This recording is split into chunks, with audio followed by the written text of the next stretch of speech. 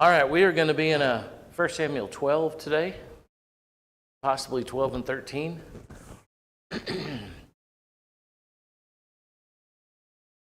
Part of our interest was I'm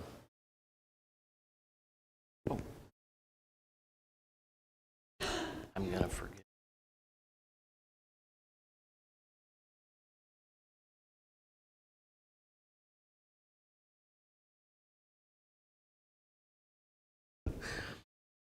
What we did for about 2 months was lead up to chapter 8 and Israel's request for a king, why they did that, and maybe what their mindset was for, about a decade.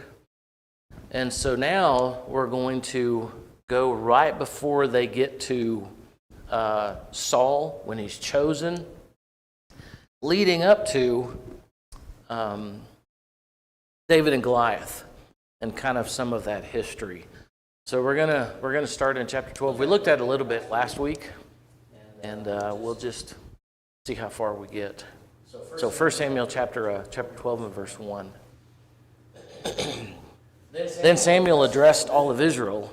I have done as you asked, and given you a king. Your king is now your leader. I stand here before you, an old gray-haired man, and my sons serve you. I have served as your leader from the time I was a boy to this very day. Now testify against me in the presence of the Lord and before his anointed one. Whose ox or donkey have I stolen? Have I ever cheated any of you? Have I oppressed you? Have I taken a bribe and perverted justice? Tell me, and I will make right whatever I have done wrong. People replied, no, you have never cheated or oppressed us, and you have never taken even a single bribe. The Lord and his anointed one are my witnesses today. Samuel declared that my hands are clean. Okay, hold on. I'm going to switch over translations here. Okay, so the NIV states that the Lord is my witness, that I have not, you have not found anything in my hand. In other words, I have not taken or stolen anything. He is witness, they said. And then Samuel, verse 6, said to the people, it is the Lord who appointed Moses and Aaron and brought your ancestors up out of Egypt. Now then stand here, because I am going to confront you with the evidence before the Lord as to all the righteous act performed by the Lord for you and your ancestors. Now, before we go on, is there anything interesting to you from verse 1 to 5, and all of this stuff that Samuel asked them? What is his intention, his point? What is he trying to get accomplished with this question that he asked them? In terms of, have I stolen anything? I have nothing in my hand. I didn't take anything from you. What point is being made there?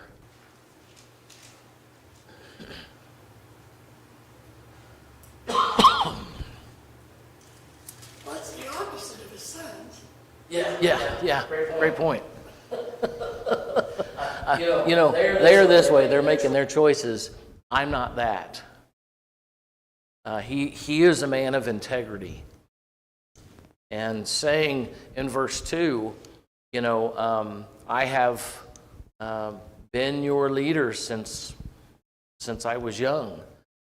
And I have operated and led and been your leader with integrity. I've done everything that I'm supposed to do. And not only does he state these things, but I guess the thing I find interesting is he calls on them to testify, to be witnesses. He doesn't say, I haven't done that. He asks them the question, have I done this? Is there anything in my hand? And they respond with, no, you're a man of integrity, you're a man of character. And it is interesting, to Carol's point, that his sons are not, nor were Eli's sons. And then he says, even the last part of verse 3, if I've done anything, call it out, and I'll make it right. And their response in verse 4 is, you have not cheated or oppressed us. You have not taken anything from anyone's hand. And they both then claim, the Lord, Yahweh, is witness that you have not done any of these things. And they all agree on this. So I guess I just find it interesting that this narrative gives us this whole conversation. Have I done this? No, you have not. And you kind of have this triangle between Samuel, the people, and the Lord, and they all agree. They all testify. Samuel is a good man. He's a man of integrity. He hasn't stolen. He hasn't taken bribes, which both his sons and Eli's sons did. He did not. He's a good man. Any thoughts on that?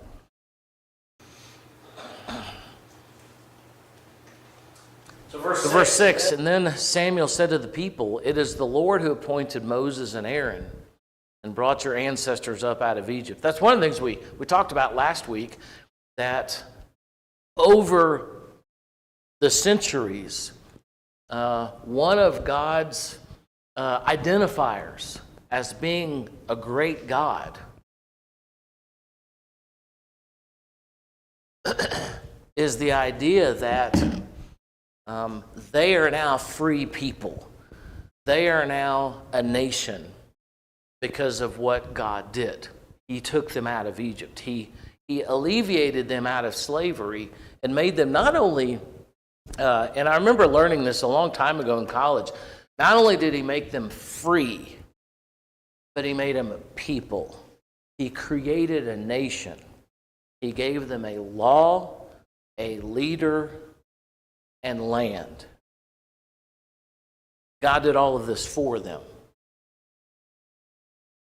And I think something that we don't necessarily appreciate a lot today, because we've been here for a while, is the blessing, the gift of having a community, having a leader, and having land, and a law. Those are the four things: a leader, law, land, and community. A group of people. And God did that for Israel. And he keeps reminding them, not in terms of guilting them, but you are now a people, and I did that. And I got you out of Egypt. So God gives them Moses and Aaron. And if you remember that story, I think one of the reasons he is providing this is Moses is the one that got them out of Egypt. Aaron is the mouthpiece that did it. And again, if you remember that, in Exodus 3, God and Moses are having this conversation at the bush, and Moses keeps telling him, "I'm not going to do it. I'm not going to be the spokesman. Get somebody else." And so God provides Aaron, and in providing Aaron, God literally says, you will be like God to Pharaoh, and Aaron will be your prophet. He will be your spokesman. I've always found that like super interesting, how that is put. That God kind of puts himself, or put Moses in, not in God's place, but Moses will be the power, Aaron will be the spokesman. And God appoints both of these men to do this. And brought your ancestors up out of Egypt. And now then stand here, because I'm going to confront you with evidence before the Lord as to all the righteous act performed by the Lord for you and your ancestors.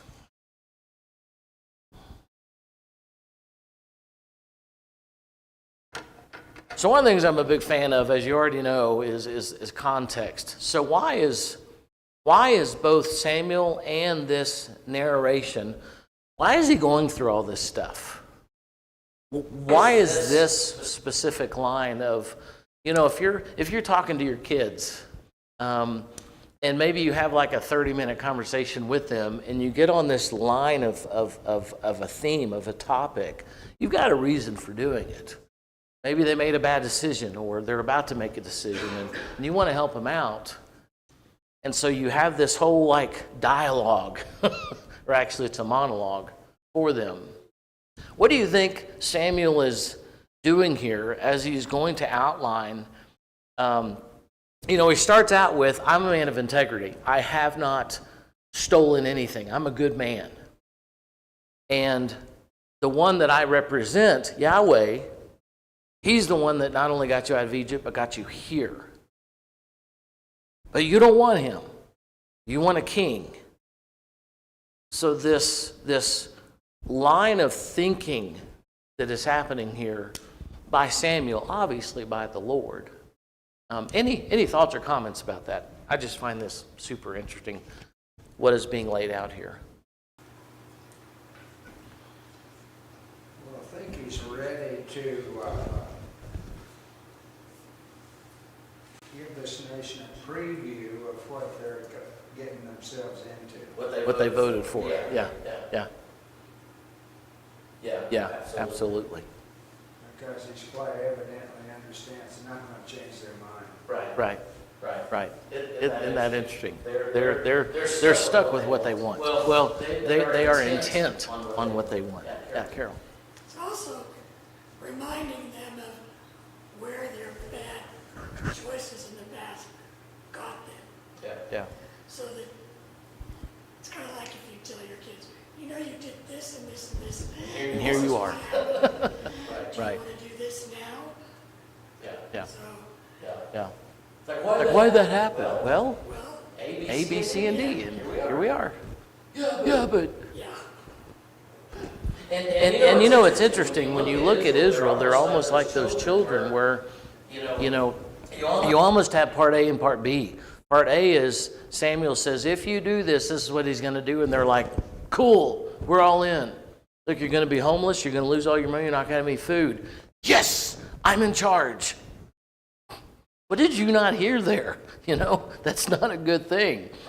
I was telling, I'll say one of my sons the other day, a friend of his was talking about, how how challenging it is in your mid-20s. And I said, yeah, you remember when you were like 16 and you couldn't wait to get out on your own and make your own decisions and nobody tell you what to do, and you get a job, you spend your money how you want to, and it's like you go through this door at 18, 19, and 20, and life's not like you thought it was going to be. It's a lot harder, and people aren't nice anymore, and all these different things, and I just got a blank stare back. I didn't get the response I wanted. Maybe that's me being selfish. No. Somebody say no. No. Okay, so verse 8. Verse 7. Now then stand here, because I'm going to confront you with evidence before the Lord as to all the righteous acts performed by the Lord for you and your ancestors. So in verse 6 and 7, God appointed you these men to lead you. And it's interesting here, I think a big part of what's happening is God has appointed you kings, leaders, men to lead you. He took care of this before, and it's Moses and Aaron, as well as some others that will happen as well. But you didn't even want that. You want a king, chapter 8 stated, to look like all the other nations. Now I'm going to give you some evidence before the Lord as to all the righteous acts that God has done for you. I'm going to tell you about what God has done for you and what you're saying no to. After Jacob entered Egypt, verse 8, they cried to the Lord for help, and the Lord sent Moses and Aaron and brought your ancestors out of Egypt and settled them in this place. It's kind of interesting. I don't know, what is that? Isn't this 700 years of history in 2 verses? Maybe a little less than that. Brought your ancestors out of Egypt and settled them in this place. But they forgot the Lord their God, and they sold them into the hand of Sisera, the commander of the army of Hazor, and into the hands of the Philistines and the king of Moab, who fought against them. They cried to the Lord and said, we have sinned, we have forsaken the Lord and served the Baals and the Ashereths. But now deliver us from the hands of our enemies, and we will serve you. And then the Lord sent Jerubbaal, Barak, Jephthah, and Samuel, and he delivered you from the hands of your enemies all around you, so that you lived in safety. But when you saw Nahash, king of the Ammonites, who moved against you, you said to me, no, we want a king to rule over us, even though the Lord your God was your king. So before we go on to verse 13, I don't know when the last time you read through 1 Samuel chapter 12 was. What has Samuel essentially just told them? What is this content that what verse is that? This evidence that he gives them from verse 7.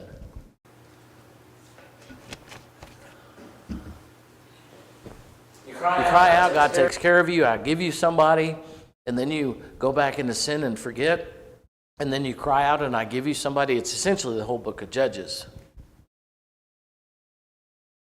But now give us a king, and we will be taken care of.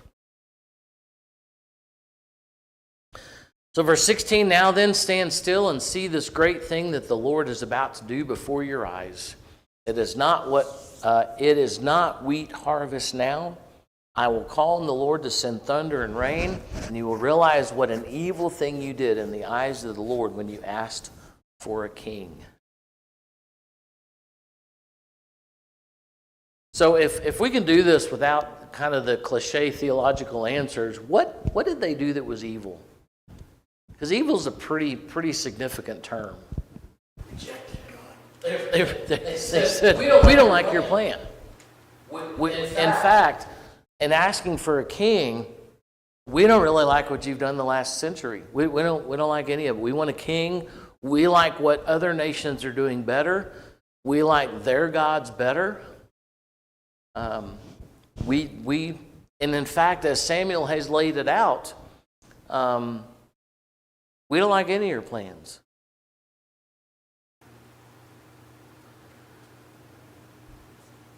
So hopefully you will realize this evil thing that you've done in the eyes of the Lord. Then Samuel called, verse 18, on the Lord, and that same day the Lord sent thunder and rain. So all the people stood in awe of the Lord and of Samuel. People all said to Samuel, pray to the Lord your God for your servants so that we will not die. Do you remember when that happened the last time? Pray to God so that we don't die. They're at the foothills of Sinai. And God comes down with thunder and lightning and the cloud and all this terrible stuff. And the people were invited to come to the edge of the mountain. And, not so much worship, but just be there. And they were like, nope, we don't want to be anywhere near that mountain. You and Aaron go, you guys go. Maybe you'll die, I don't know, but we don't want to be anywhere near that. So they ask, notice verse 19. When the Lord sends this thunder and rain, as Samuel says that he will, what then do the people do in verse 19? Like, we want a king. We don't really want to really be led by the Lord anymore. But then whenever this thing happens, they're like, okay, pray to God that he'll stop this. We don't want to die.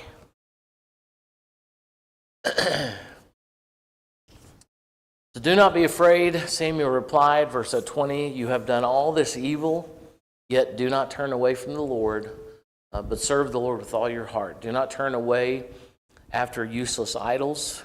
They can do no good, nor can they rescue you, because they are useless. Notice, interesting, that the term that Samuel uses here seems to kind of connect the dots back to this constant theme.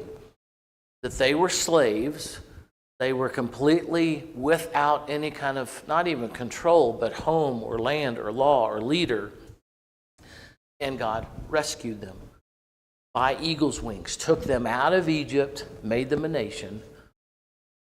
They can do no good for you, verse 21, these idols, nor can they rescue you, because they are useless. For the sake of the great name of the Lord, for the sake of his great name, the Lord will not reject his people, because the Lord was pleased to make you his own. Now, to go back quite a few, I don't know if it's quite a few centuries, but to go back a long time, why was Israel made God's people? And it's not a challenging question, but really think through it. Why did Israel become God's people? And the answer is in Genesis 12. Because of Abraham. God called Abraham, and he said, if you will follow me and trust me, I will take your seed, and I will make a great nation. Remember, he tells them, look up at the stars, look at the sand of the sea. I just remembered a question I've had forever. Yeah, that's interesting. So look at the stars of the sky. Can you count them? No. Well, that's going to be your descendants. And through you, not only are you going to make a nation, but all nations of the earth will be blessed, which is a really, really, really cool conversation to have in terms of what we look at almost a millennia later. So the rescuing that's going to happen, the Lord was pleased to make you his own. See, Israel was not made God's people because of who they were, or because they were obedient, or they were good. They did nothing to be made God's people. They were God's people because of Abraham. And Abraham chose to follow, chose to believe. Romans describes it, I think it's Romans 1, that Abraham believed in God, not all the time. He had a lot of trip-ups, but he generally, over time, believed in God, and that belief in his life was credited him as righteousness, Romans says. And as a result, Abraham has Isaac. Isaac has Jacob. Jacob's name gets changed to Israel during the wrestling match in Genesis mid-20s, I think, late 20s. And as a result, Jacob has his sons. They have sons. They go to Egypt. They come out. They get the law. A lot of history there. And they become God's people. Verse 23. Another point on that, verse 22, because the Lord was pleased to make you his own people. It gave him pleasure to have a people, Israel, that was his people. Do you guys remember what Jacob means? The word Jacob means a hill grabber. Do you remember what Israel means? Wrestles with, the word literally means wrestles with El.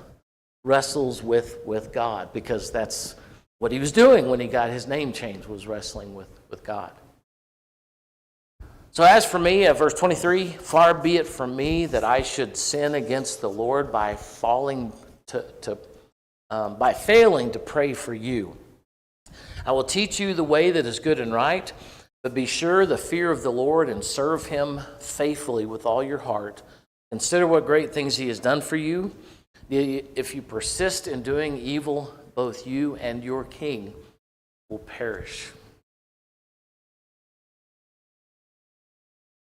One of the great places here, I think, of mercy in the Old Testament. So, you know, we talked about it last week, Ephesians 2, that God, who is, because of his great love, he's rich in mercy. He made us alive with Christ.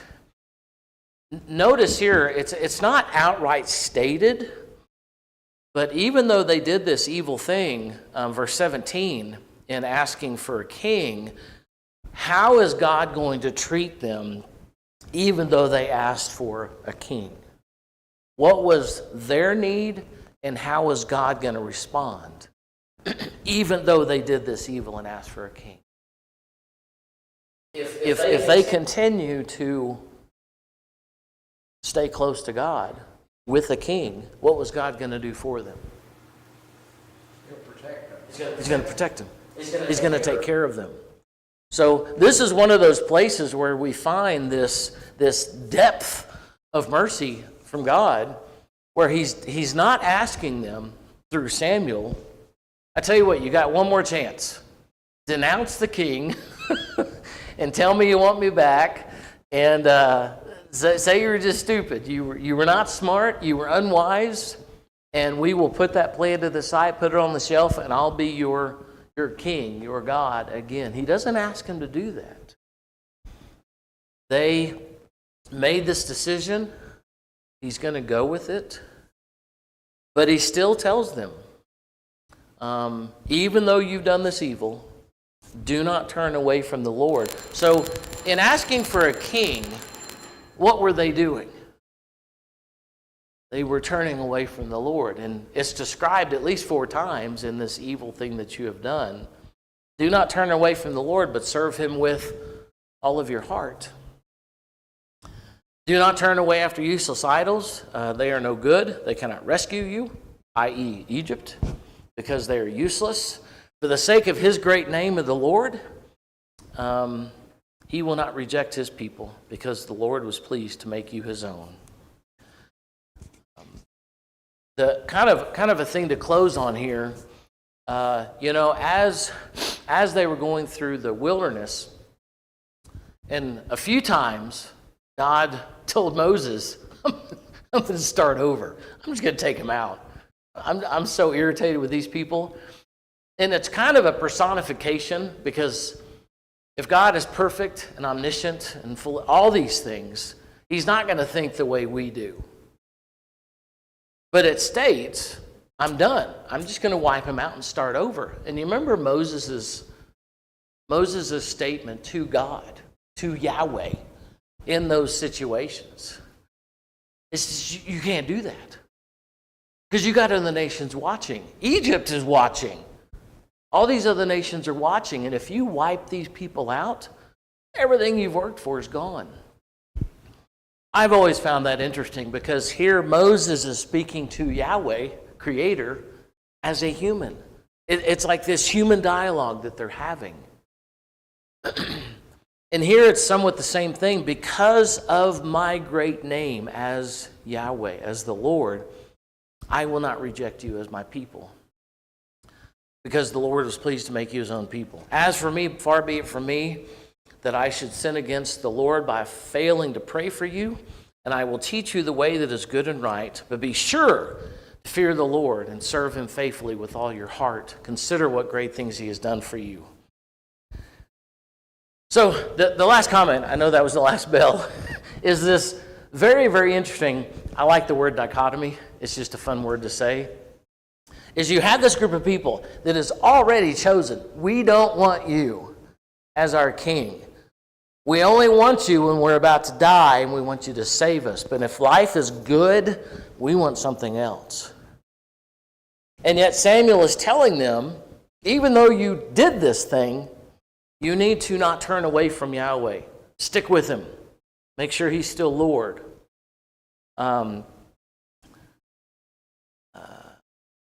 As for me, far be it from me that I should sin against the Lord and not pray for you.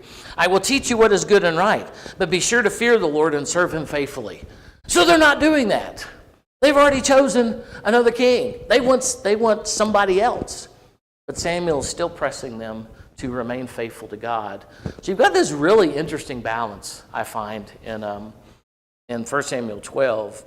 What he's asking them to do, what they just did, what is life going to be like going forward? And Saul's going to have his challenges for 40 years. Any closing comments?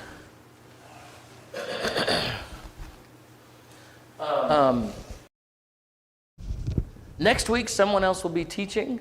And so on the 14th, we'll get into chapter 13. All right, thanks for your comments.